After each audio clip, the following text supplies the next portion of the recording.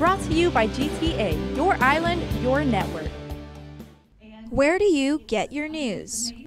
67% of Americans get their primary news from social media. 67%, right?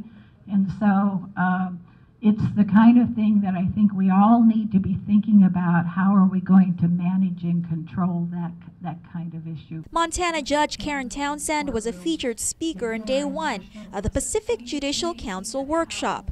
Her topic, managing a high-profile case, sparked plenty of talk amongst judges about sites like Facebook and Twitter. We also give that kind of an instruction to everybody about you're not supposed to research, you're not supposed to Google, you're not supposed to do any of these kinds of things. I explained to them about how many cases across the country have had to be retried because they found out that jurors have done social media. Guam's Chief Judge Francis Tadingo Gatewood experienced a similar situation in her courtroom during a high-profile drug case.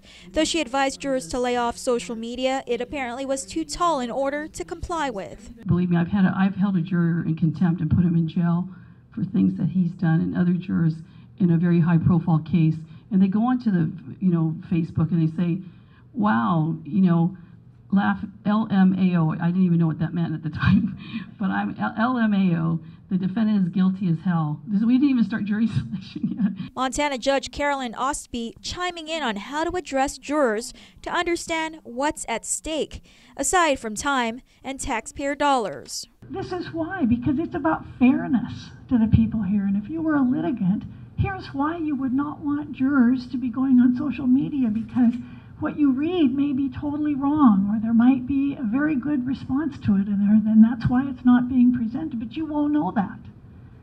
And that'll be totally unfair. These types of discussions, according to Guam Supreme Court Justice F. Philip Carbolito, are exactly what the workshop is intended for, to share best practices. Not only for the lawyers themselves and how they can better handle the various challenges of a trial, but from the perspective also of the judges, how can they improve themselves to meeting the demands on both sides of the bench. The workshop continues through Friday at the Hilton Guam Resort and Spa. 35 judges from the region as well as 70 attorneys will be participating. Brought to you by GTA, your island, your network.